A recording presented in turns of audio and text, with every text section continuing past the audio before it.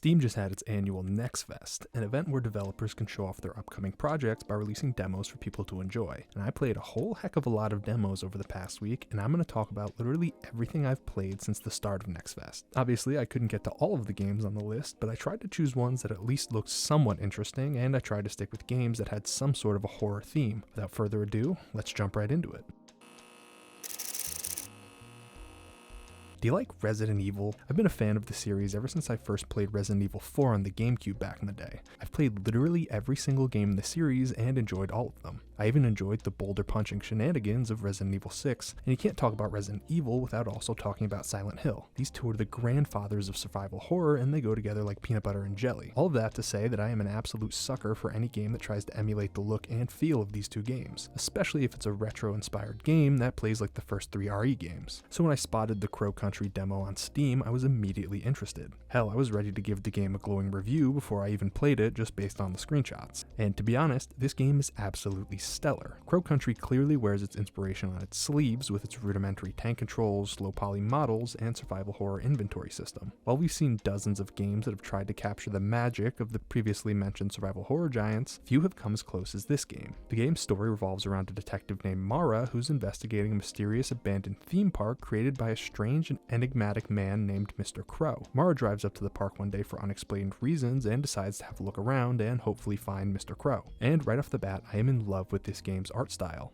All the models in this game feel sort of childlike in the best way, almost like you're looking at a diorama of those knockoff Diplo block toys from back in the day. The game absolutely nails the atmosphere of an abandoned theme park, with rundown rides, sitting in pools of festering murky water, and a thick layer of grime and rust covering just about every surface. And the sound design here is absolutely impeccable. All the creepy ambient sounds and noises enemies make when they're hiding around a corner really go a long way in selling the game's setting. The gameplay here should feel right at home for survival horror fans, and you'll spend most of your time in the demo running around reading memos left by the park's former employees, solving puzzles, and doing your best to take down any enemies you come across while playing. The demo is short and makes a point of teasing a bunch of future puzzles and levels in the full release, and isn't shy about leaving plenty of loose ends lying around. Trust me when I say that this is a demo you're absolutely going to want to try. Check this one out and wishlist the full release on Steam. I'm incredibly excited to see what the full release has on offer, and I will definitely be keeping a close eye on this one.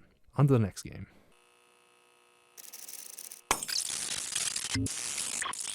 I thought this one looked kind of promising just based on the screenshots. I mean, who doesn't love a retro-style zombie survival game? I thought I might be looking at a hidden gem of an upcoming release, but it quickly turned into a lesson about not downloading random games on Steam without first looking into them a bit. I'm going to talk about the gameplay in a minute, but there's a couple of big issues we got to talk about first. To start, this game is potentially just straight up malware or a Bitcoin miner, allegedly. The first thing to clue you into this is the fact that the game asks you to run the application on a dedicated GPU twice before you're allowed to actually play it. Now, I don't know enough about computers to tell you whether or not this game is actually malware, but I can tell you that this game seriously overloaded my GPU, which is strange for a game that looks like it should be able to run on a graphing calculator. The developer denied these claims and chalked it up to some bad coding, but I'm not sure if I believe them. People online seem pretty divided on whether or not we should believe this sketchy developer, but I personally don't trust this game. On top of that, the game alters your PC settings without your consent, and multiple people reported that the game made their computers run in high performance mode without their knowledge. The developer also said that they are unable to respond to any concerned comments from players due to, quote, policy reasons, which is super suspicious if you ask me. And to top it all off, the game has been accused of using AI-generated art. Now, this is a pretty divisive issue in gaming right now. Some people think it's okay and others don't, and I can't say for certain if the game is actually using AI art, plus I won't delve into my own opinions on the matter, but I will say that Steam requires all games that use AI-generated assets to disclose this information to the player on the Steam page. So if they are using AI art, which they probably are, they sure didn't inform the player, and this is just another huge red flag in my book. With all that out of the way, how's the actual gameplay? It sucks. I don't usually like to be so negative about indie games, but I feel the need to be blunt here. This game looks, plays, and feels like total trash. It's not fun, there's a ton of junk in the way the game runs and handles enemy AI, and the entire gameplay loop is a watered-down cliche of the same survival craft gameplay style that is present in every single shovelware game released in the past few years. Don't play it. If you want a game like this that's actually fun, go play Last Stand Union City. It's a Flash game from like 10 years ago that is similar in concept and way better than this. Plus, all the Last Stand games absolutely rule. On to the next game.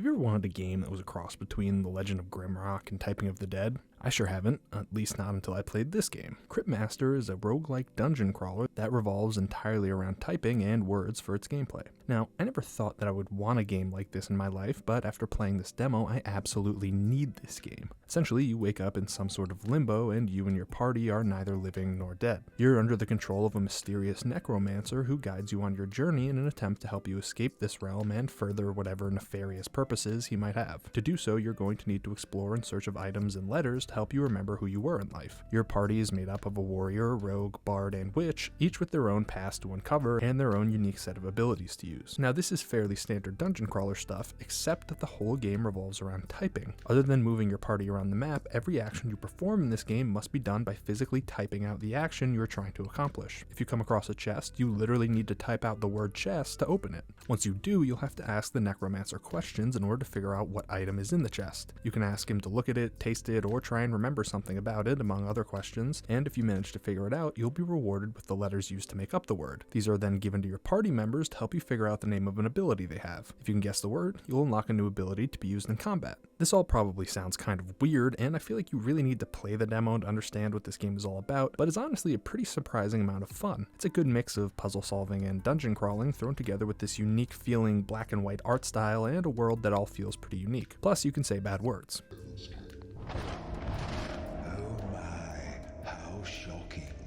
The game doesn't take itself too seriously, and I really appreciate the developers taking a bit of a leap with this title. I think we need more games like this that try to think outside the box and come up with something unique and interesting to change up the dungeon crawler roguelike style gameplay. Go give it a shot and see what you think. You might just be surprised by how much fun you have. Next.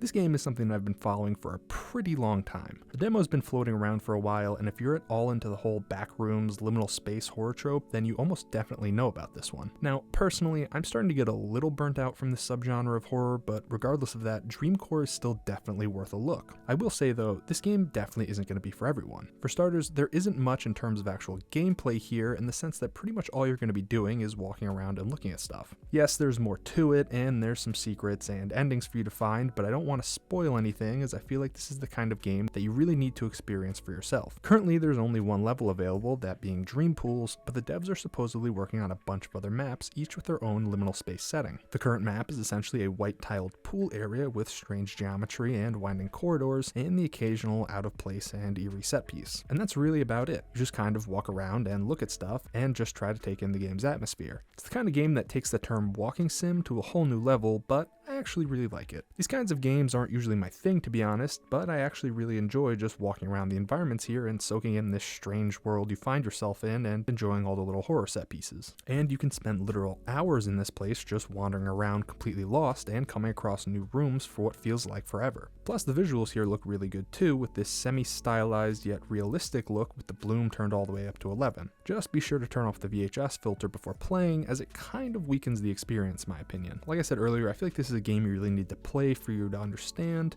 so I won't go into any more detail about it in this video, but give it a shot if you think it looks cool. Otherwise, we're on to the next game. Now it's time for Chmel Fear, a body cam FPS horror game inspired by BioShock and set in an underwater laboratory that's been overrun by all manner of strange monsters. It seems like there were a ton of body cam games that put out demos this year, and while I'm not really sure if I enjoy these kinds of games yet, I decided to give this one a shot. When I first downloaded this game, it straight up just didn't work, and I couldn't get the game to run at more than like 2 or 3 frames per second, no matter how much I fiddled with the settings.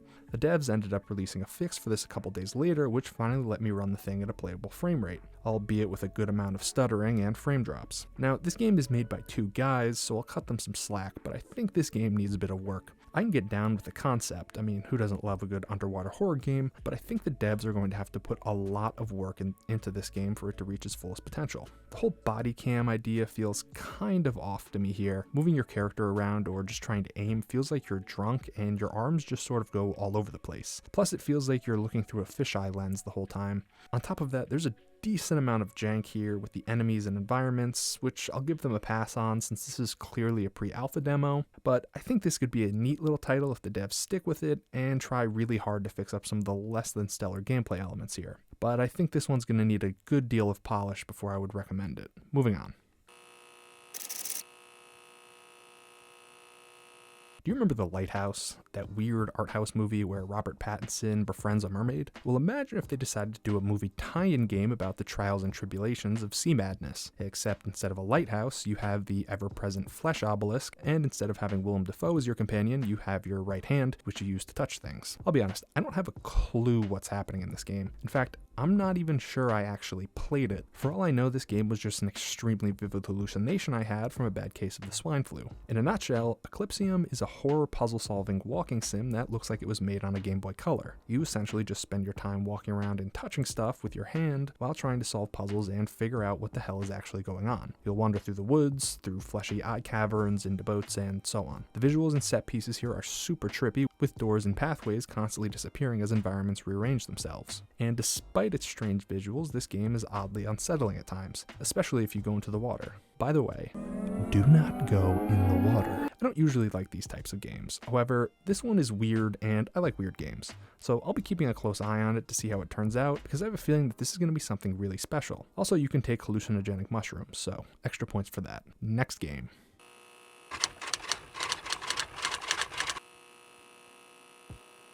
Alright, this next one's a banger. Do you remember those old Madness games that used to be all over Newgrounds back in the day? They were these super violent flash games about these little circle dudes who just went around murdering each other over even the slightest inconvenience. Well, Paperhead is kind of like a spiritual successor to those games. It's a first-person movement shooter where you run around beating the absolute tar out of these little cardboard fellas while doing parkour around the arena and blowing stuff up. Think of something like Quake, except a little more goofy and cartoony. It's a cross between a platformer and FPS with a big focus on fast-paced combat and chaotic fights. There's also a pretty interesting story buried within the game. You go into some sort of research facility overrun with these failed experiment zombie-type guys, and you're investigating what happened here, but your purpose for doing so is unknown. Along the way, you'll get these strange hallucination messages from this moon guy who seems to know a lot about who you are and why you're here, but that's pretty much all I could glean from the demo. The combat here is really solid. To start, the movement feels fantastic. It's a perfect mix between speed and cartoony jump height. You've got a double jump and a dash that lets you slide along the floor and knock out enemies, as well as a kick that boosts you forward through the air. Overall, it just feels really good to move around in the levels. Plus, I like that at the end of your dash, your character kind of flicks up in the air a little, similar to how a paper airplane does after you throw it, which makes sense because you're made out of cardboard.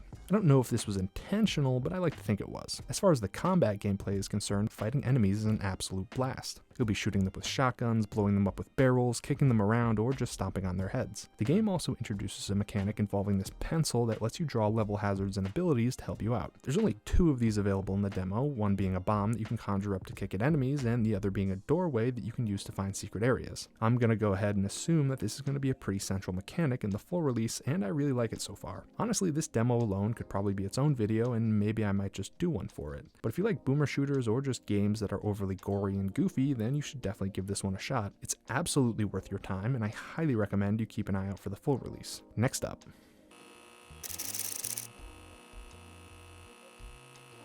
To round things out, we got Arctide. Now, I wasn't planning on putting this one in the video at first because it's not technically a horror game, nor does it have any real horror themes like the other games on the list, but honestly, I had a lot of fun with it, so I'm throwing it in at the end here just for fun. Arctide is more or less a cross between Tarkov and Stalker with PS1 style graphics. The game is pretty bare bones as of right now and basically consists of you traveling between areas and scavenging for loot while trying to kill any hostile scavengers you find along the way. The game also has a pretty high amount of jank right now, and you're almost definitely going to come across plenty of bugs while playing. Regardless, this one is actually pretty fun. Maybe it's because I just generally enjoy this style of gameplay, but I think there's enough here to squeeze a couple of hours of fun gameplay out of it.